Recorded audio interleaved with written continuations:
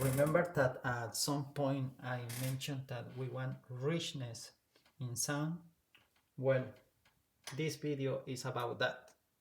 We know that as a minimum requirement, we might play, the third and the seventh of, of every chord, as these grades are the ones that, let's say, define the character,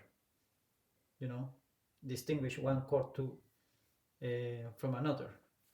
So, but to give more color, we can add more notes. Before doing that, I would like to point out something about chords. There is this concept called inversion, that is nothing else than the starting position, of the chord. So, for example, in the first chord, that is a B flat, we can play it this way, or we can choose another starting point. For example, this one, or playing this one, or playing this one, playing this way. All these ways are valid since we have the bass line here. So this applies to the extensions as well. For example, we can play it this way if we play with 4 notes. This way, this way, this way, and this way. So you have 3 notes, you have 3 inversions. You have 4 notes, you have 4 inversions, and so on. So, and you can also, beyond inversions, and play chords in really creative ways. For example, this chord, we say that we're playing, all the effective grades, 6 notes in the same chord, but we can distribute this workload in a different way. For example, we can choose to play in a circle of fourths.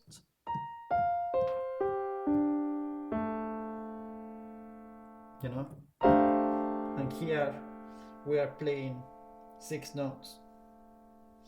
This is the way, I manage to play the melody of the song in the previous videos. You might notice, I play 5 notes here and 5 notes here, guided by the melody,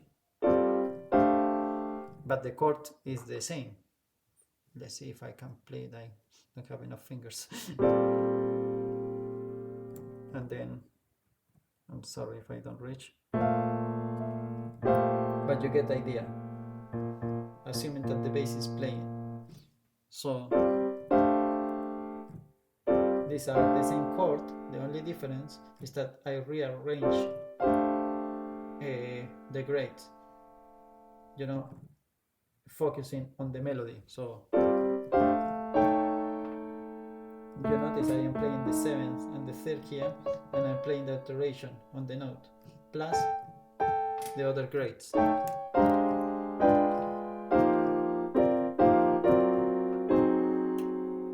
So in this one, I'm playing this chord, that is, the E flat major 7, but I am playing first this way with 6 notes, and then, because the melody plays this note, I play it that way, and then I come back.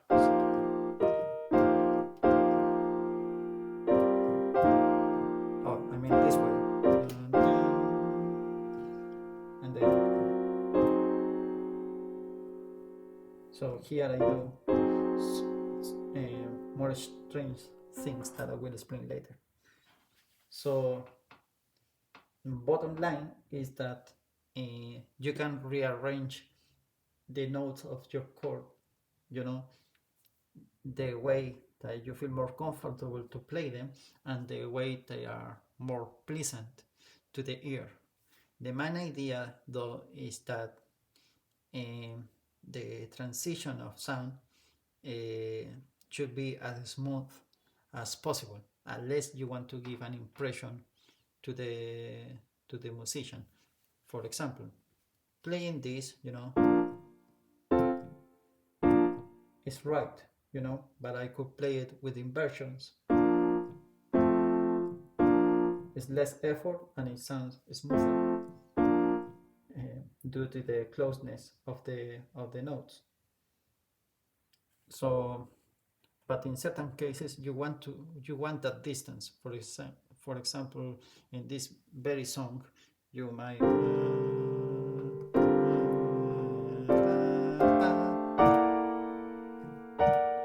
you see, I have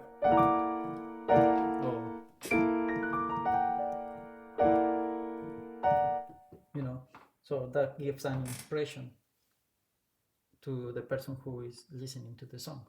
You make an statement there. So saying that, we will start, doing the actual comping for the left hand in the piano.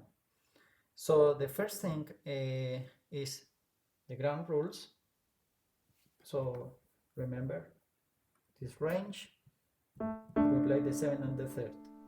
Then it's up to us what we add. In this case, there are several positions that are already set. So this is, we have this position that we break. We play the fifth and the seventh, but the fifth and the root and the fifth and the seventh. So it's like playing this, but in another way. And we have this position, that is playing something like this, including it. So these are kind of positions that, if I suppose you go to a school of jazz, I haven't been in one, but I've been reading, they teach you, it's called position A and position B. There are default positions because they allow you, to play smoothly. Of course, you can come with your own positions, and we will do this, we will do that in this session as well, because we might need to accommodate to certain strange chords that will appear. So saying that, the first chord is this one, the first bar, then the second bar has two chords, this one, and then we have the strange F. So we play it that way. Remember, we have to play explicitly the notes that are in the surname of the chord, and then we add this because we are here, so it's kind of natural to play that. Then we play the F minor 7, notice how smoothly we are moving, and then we play the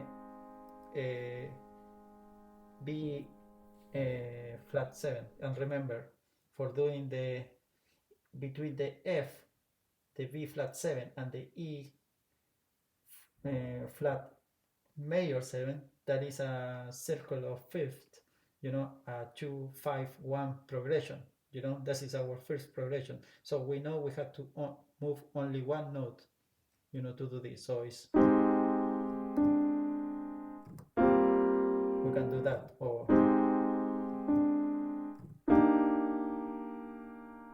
okay. So I will choose this one because the other chords will, it will be smoother for the next chord. In jazz and in music in general, you always want to anticipate, in your next movement, so the next note you're gonna play. So you want to always be thinking one step ahead. So I play this way. For what reason? Because the next chord is the A flat 7. So I play this way, remember, the 3 and the 7, and 2 extras. So I can come back to the original chord that is familiar at this point, and then I play the C, remember, the 3 and the 7, and I add 2 more notes that usually, as you can see at this point, are the 6 and the ninth, you know, could be the 5th, you know, and I play a little here and move it. It's the same chord still. Then it becomes minor, so it means that the 3rd goes down, just 1 note. And here where trouble starts, because this is a quite complicated chord. So I play this way, you know,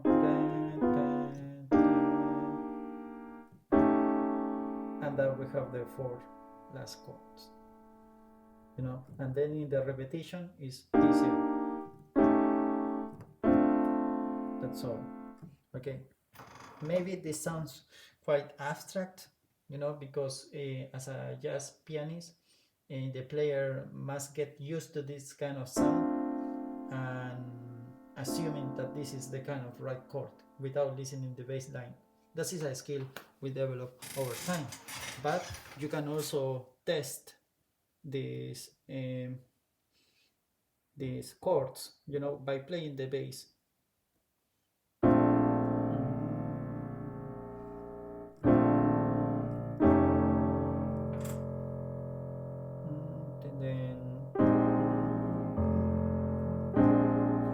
Then I say that I'm gonna play this way.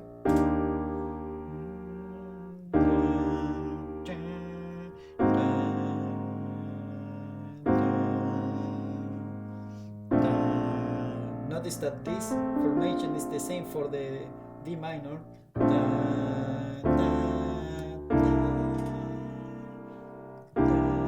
And then this note is an ornament. Then minor.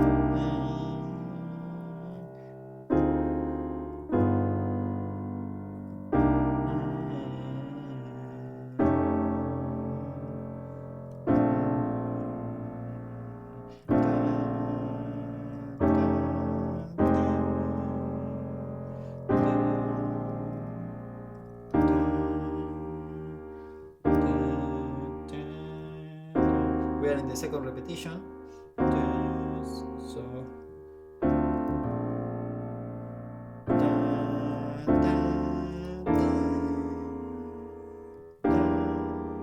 So it's simpler. The end is simpler. Actually, we can do this. Alter the ninth. That sounds cooler. Okay, before going to the part B, I would like to, in this section, we have the bunch of chords. Maybe do this one with the 6 instead of the 7. Or could be the 7. Actually, the 7 as well. You know, we can play with that. All of these options, this, or this, are correct options. You know. So that is the magic of jazz.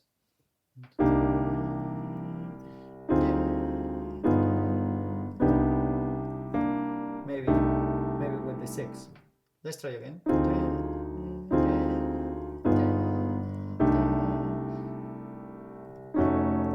There, you see? Then we change less notes. So I will stick with this. So then we come to the part B. And the part B, fortunately, my hand is kind of it has some predefined motion. You know, I see this formation and I kind of already know what I'm gonna do. So, for example, here I do, let's say I don't remember it's position A or B, but but the thing is standard procedure here. You know, doesn't require too much thinking for me. Look how smooth. With this, yeah.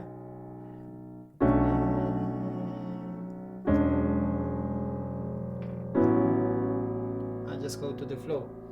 The problem that I'm gonna face now is that I am going too much down. So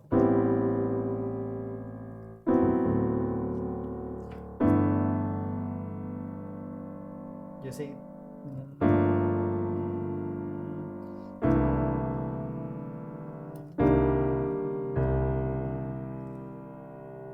and then so that is what naturally comes to me. So the thing is that I'm going down and I have to come back here. So it would be a big leap. You know, the idea is if I am repeating this chord, that I do it this way instead of doing it this way. Okay. So we're gonna compromise on here. So this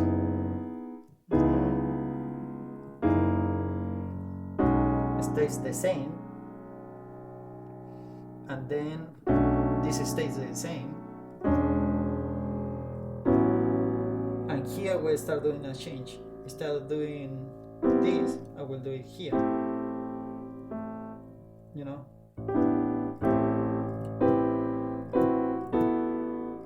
This way.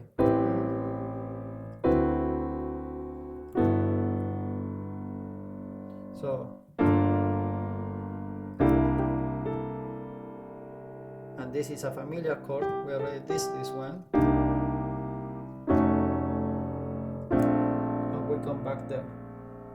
So we use the other position. That's the reason we have two positions, because you know sometimes you are going to further, you know, down, you know, and you might clash with the bass, you know, eventually. So we do that. So let's do the opposite, you know. Instead of playing the bass, we play the melody with this formation. I'm gonna play it quite slowly because I want to, I am learning the song. So let's start from the top.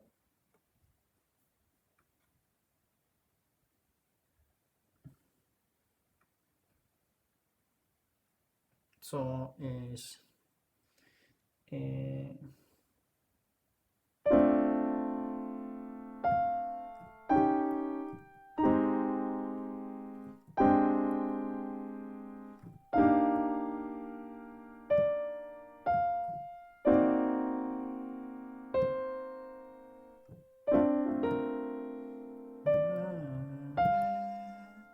then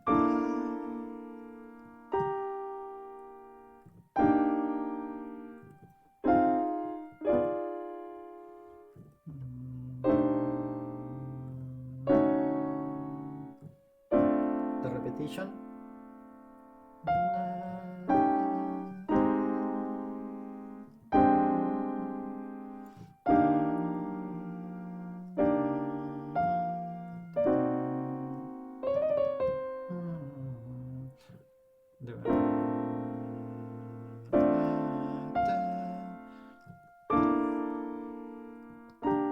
We're done. Then I think it is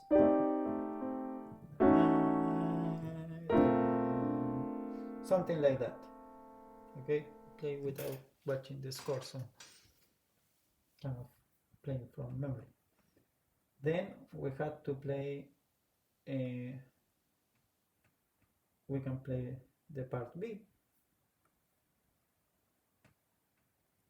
of the score. That would be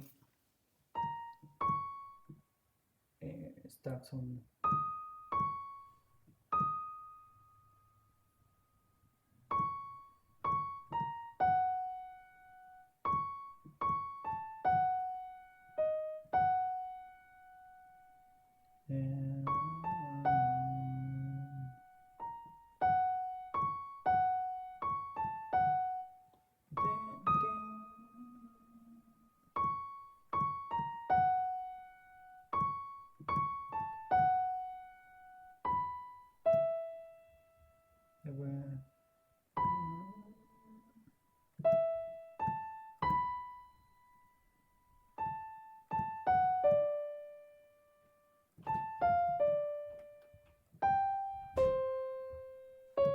okay, let's play this again. Okay, So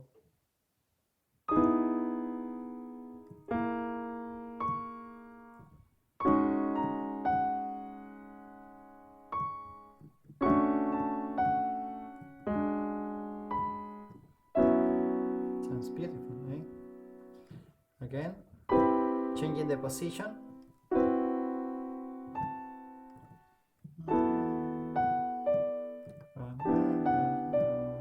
That is better.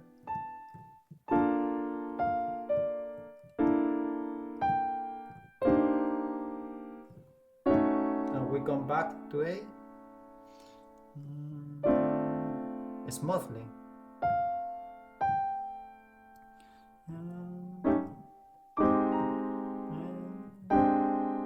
Little mistake there. And then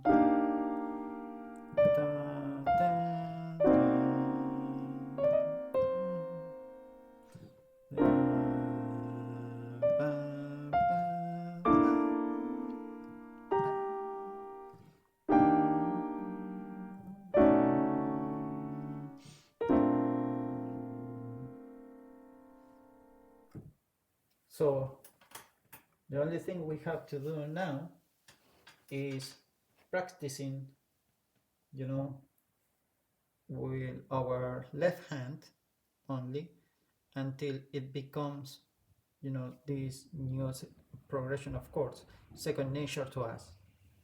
So yeah, I will do that. I might upload a video doing so. With the same method, I learned the melody, you know, really slow until, you know, this progression is yours. And after that, only after that, we might proceed to start with the right hand. So have fun.